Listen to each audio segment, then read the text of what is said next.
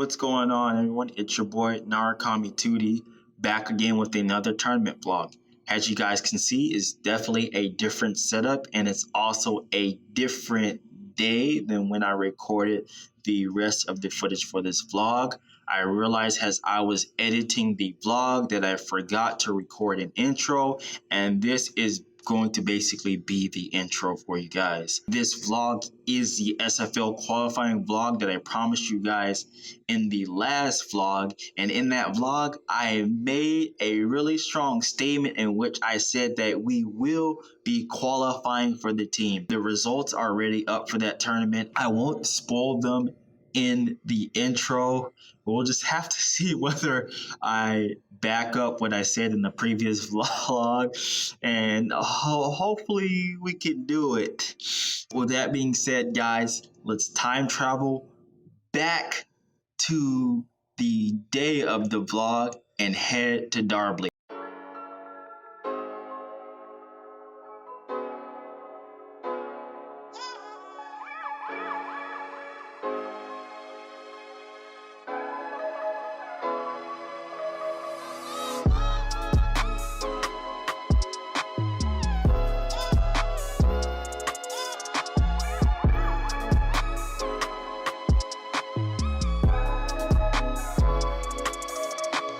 Alright guys, we finally made it to our SFL qualifiers here at Darbley today. Today's the day I think we're going to qualify today to solidify our spot for the 5v5 team. We do have a pretty decent sized crowd today. We have about 22 people, which is more than we normally get. We normally get about like 8 or 10. I guess it's a new patch. People want to come out and play the game, and maybe they want to try to see if they can take that spot for themselves. But also we have some of our better players. They were able to have a chance to come out today. So we have 2 of our best players here besides me. So we have a really tall task ahead of us and a stacked bracket to get through in order to secure this spot. Hopefully I can put everything together well enough to be able to win this tournament.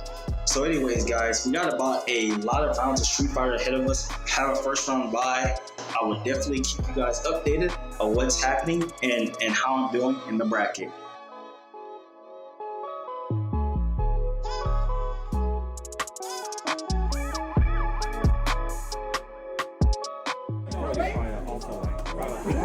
No, wait, we need another loading card. Oh my god. So quick update for you guys. Right now we are on winner's side of grand finals. Yes, your boy did it. We're on winner's side of grand finals. I had a tough path to get there. I had to play 2 of our best players here. I've been feeling kind of iffy in my play because the setups are kind of laggy, so it's throwing off my timing on certain things, and so I can't do a lot of the stuff that I normally do, and my movement feels a little bit stiff. I still have 2 sets in order for me to lose, and I think I'm not going to lose the first set. I'm just going to clutch it out and finish it, guys. That being said, guys, I will definitely keep you posted on what exactly happens. Alright guys, it is definitely another day, and I can say with much gladness that we did qualify for the SFL Amateur League. Yeah. I told you guys that we were going to do it, and we ended up accomplishing our goal. We definitely took some lumps and bumps on the way, and so I kind of wanted to get on here and recap my path towards victory for you guys. My overall record was 5-0, which means I didn't drop a set at all. My game count was 12-4, and my win percentage was 75%, which I think is pretty good. So for my first round, I had a bye because I was a high seed, so I ended up automatically advancing towards the second round. My second round opponent, I ended up taking it over him 2-0. Fortunately, I don't remember too many details about this because this was the only match of mine that wasn't on stream, so I don't remember who my opponent played or who exactly he was. Moving on to the third round, this is where the difficulty of the tournament kind of ramped up because this is when I started to play a lot of the better players.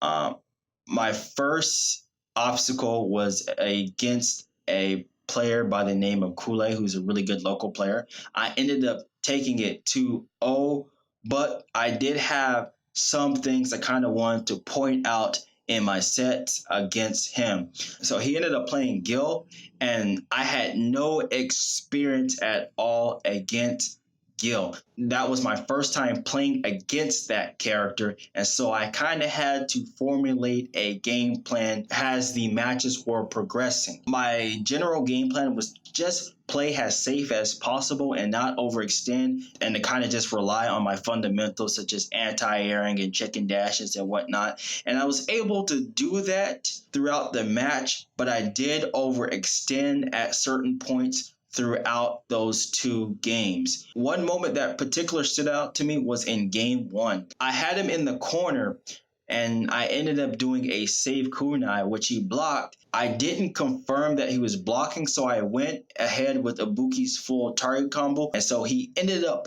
punishing me with a really, really damaging combo for it. Those type of mistakes you can't really afford in this game, especially with momentum shift. I think he had V-trigger at the time, so he could have probably did like V-trigger and did some sort of Gil shenanigans, and I probably could have been dead from like the momentum swing. And so I definitely want to be more aware of situations like that. The second game, I didn't make any egregious errors like that, but I will say there was a bunch of mechanical errors, and I chalked that up due to the lag that I was speaking about earlier in the vlog that the monitors had.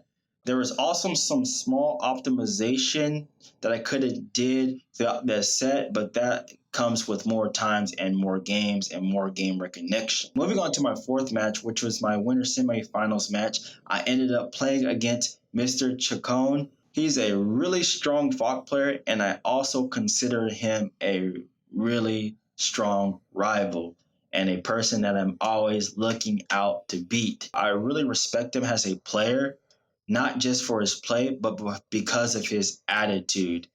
Every time I see him play or that I play him, he doesn't seem to be getting upset about the game or they're complaining about things in the game. And overall, he just seems to enjoy playing the game. That is something I will always respect because it's a good mindset to have and will always produce results. Also, fun fact about Mr. Chacon, he was the one that prevented me from qualifying for top 8 at Red Bull Conquest. And so I definitely was happy to beat him and return the favor. And just look how happy he is. Anyways, I ended up taking the set 2-1. For the first game, I will say that I played neutral pretty well in that match. With Falk, I understand in that matchup, you're going to take damage in neutral, but you need to minimize it as much as possible because you kind of just want to bulldog your way in, but you want to do it safely so you can get in her face and pressure her because her defense is a little weak. I was able to accomplish that game plan, but there were moments in that game in which I was overextending, specifically within the third round. I kept jumping when I didn't need to because I had a life lead. And instead of me jumping, I should have been sitting on that life lead. But I was able to close out that round because I was taking too much damage, but I built up enough for V-trigger, and I was able to anti-air his neutral jump attempt with my V-trigger 2 to get the damage that I need to seal up that game. On to the second game, I was able to execute my game plan, but I did have a bunch of mechanical errors throughout that game that were caused due to the setups. Like I mentioned before, they were kind of laggy. Two situations in particular that kind of led to death. One of them was I missed a jump in. I did try to anti-air, but I got counter hit. And another was I missed a dash check and I got counter hit for that. And Falk is definitely a character you don't want to have those mistakes against, because since she doesn't really rely on EX meters, she always has a meter and resources available to do some high damage stuff. When you have a character such as mine, who is a very low health character, stuff like that you can't keep letting happen or you're just gonna die. Moving on to the third game, I ended up switching back to V-Skill 1 because throughout this whole tournament, for the most part, I was playing V-Skill 2, so I ended up switching to V-Skill 1. It was more so for a comfortability thing, but it was also to have that extra neutral tool.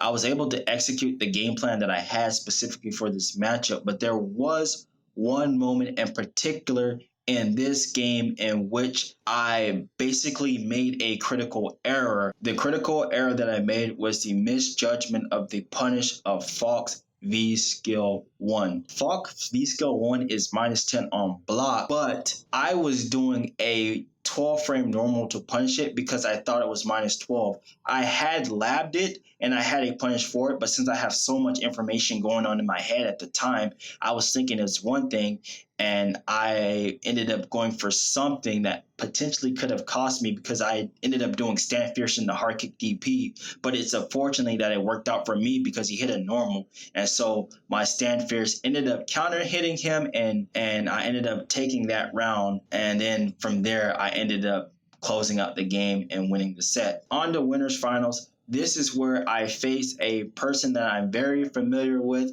in Jess Run. He's a very strong local bar player, and at one point we're actually on the exact same team in Team Cyber. I ended up winning 3-2. It was a hard fought set, and it was definitely good to play him again.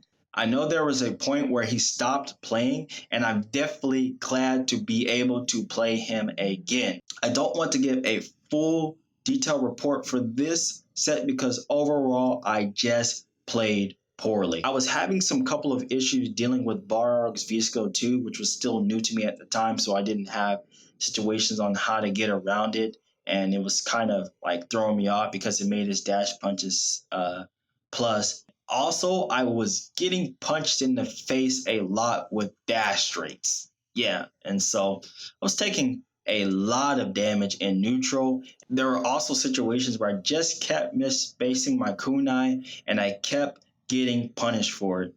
I will say this on paper, due to all my errors, I definitely probably shouldn't have won that set, but I was able to win the set because of my mental fortitude and my willingness to take dumb and crazy risk in high tension situations. There was one situation in particular that I'm thinking of when it comes to mind with an example of me taking crazy risks throughout that set.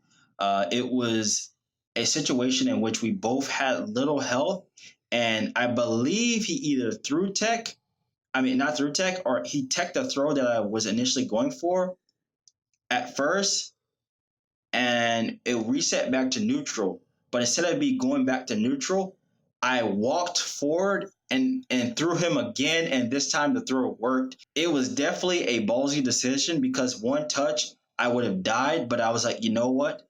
I need to take risks like this, and I know he's not going to expect me to do something like this, so I went ahead and did it, and it worked. Normally, I like to play more calculated, but I feel like as a player, you have to do stuff like that against stronger players in order to tip the set in your favor. Sometimes it's going to work out and sometimes it's not. It just so happens that when I took those risks this time, it worked out. But maybe sometimes next time it won't work out. But you still have to get that into your mind to be able to make those executive decisions as a player, especially if you want to grow. And so I was glad to be able to kind of do stuff like that because it definitely shows my growth as a player, because I definitely wouldn't think about taking risks like that when I was earlier in my playing career. On the grand finals, I ended up playing against Just Run again. This time, I ended up beating him 3-1. I just knew going into the set that no one was going to beat me 6 games. I just felt that it was my time and that set was just basically a formality. I basically pulled up to the set like, and it wasn't because I was better than anyone or anything like that. It was because I knew the work that I put in, and it was so good to see the fruits of my hard work paying off in my qualification for SFL. I will say this for you guys. The best thing you can do in life is to put yourself in position to succeed and leave the rest up to God. Don't try to stress it. Don't try to do anything, but just leave the rest up to God and just, do your best. That is definitely a model that I live by, and it will be a model that I will continue to live by. Overall, I will also say that Houston is definitely a strong contender in Street Fighter V, and I definitely look forward to playing against these guys more in local tournaments, Lord willingly. and also supporting them on their endeavor as their players, because it's not just about the competition, but it's also about support, because if they grow, you grow too. And so you want to continue to grow and continue to push each other to get better. It's not about, oh, I have to always beat this guy. It's like, oh, maybe this guy might have beat me today, but tomorrow I'm going to come back and beat him, and he's going to grow and I'm going to grow, but we're all still going to support each other at the end of the day. Also, the team right now is definitely looking pretty nice. It has definitely filled itself out a little bit more since I qualified. I ended up qualifying for the second qualifier, and since then we have had two more qualifiers since then, and we also have one spot remaining, which will be decided next weekend at Lights Out. The team is as following. It's me, Danny Boy, who's a local good birdie player, the answer, really solid Fang player, and also the boy, Mr. Chacon, my rival. It's good to definitely see him qualify. He qualified last week, and I was definitely happy for him. I'm really interested to see who's going to take that last spot, because we're going to have some really stiff competition at Lights Out. But regardless of who it is, I definitely think right now we have a solid team. And I definitely will be at Lights Out to try to take names and try to take bodies, because I'm definitely trying to get some of that sweet, sweet pop bonus money. Until then, guys, I will hopefully see you in another vlog. Take care, and I will see you guys later. Peace.